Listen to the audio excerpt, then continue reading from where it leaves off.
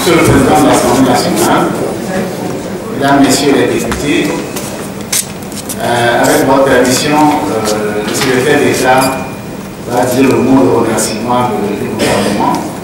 Mais je voudrais, avant de lui passer la parole avec votre permission, exprimer ma joie pour ce que j'ai vu aujourd'hui, pour la mobilisation que j'ai vue autour de tous les députés autour de ce texte et qui montre effectivement que nous pourrons nous entendre pour faire avancer notre pays. Je vous remercie. Merci, Monsieur le Président. Monsieur le Président de l'Assemblée nationale, Monsieur le ministre de la Planification, du Développement et de l'Aménagement du territoire, honorable député à l'Assemblée nationale. Ce jour sera assurément marqué dans l'histoire de notre pays d'une pierre blanche. L'importante loi de transfert que vous venez de voter à l'unanimité permet à l'État de se réapproprier les biens immobiliers et mobiliers de l'hôtel du 2 février qu'il avait dû céder à un partenaire étranger en vue de sa rénovation et de son exploitation commerciale. Les raisons de nécessité publique qui justifient aujourd'hui la prise d'une décision aussi grave par l'Assemblée nationale sont évidentes.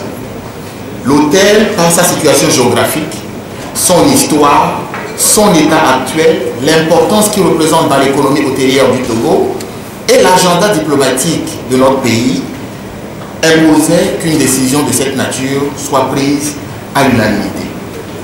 La belle unanimité qui est marquée aujourd'hui par le Parlement montre bien combien le Parlement et le gouvernement peuvent se mettre en harmonie et en bonne intelligence dans la préservation de l'intérêt de notre pays.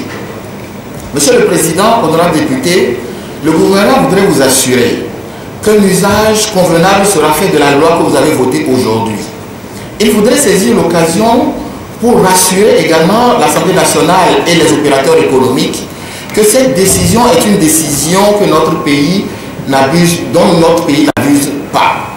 Il vous souvient que depuis l'emblématique nationalisation de la CTMB en 1974, notre pays n'a plus jamais fait usage de cette mesure.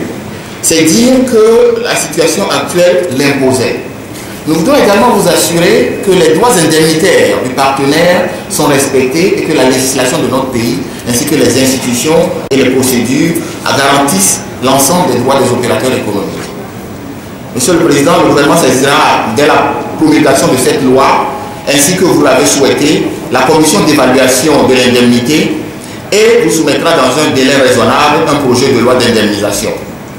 L'État et le partenaire, s'ils le souhaitent, feront valoir leurs prétentions devant cette commission afin que les éléments nécessaires à une décision éclairée de l'Assemblée nationale sur l'indemnisation soient mis à sa disposition.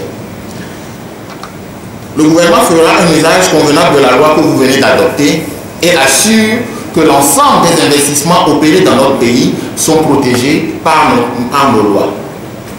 Monsieur le Président, honorable député, le gouvernement réitère sa reconnaissance aux honorables députés pour la dynamique avec laquelle ils ont assuré les travaux de ce jour et promet d'en faire un usage convenable. Je vous remercie.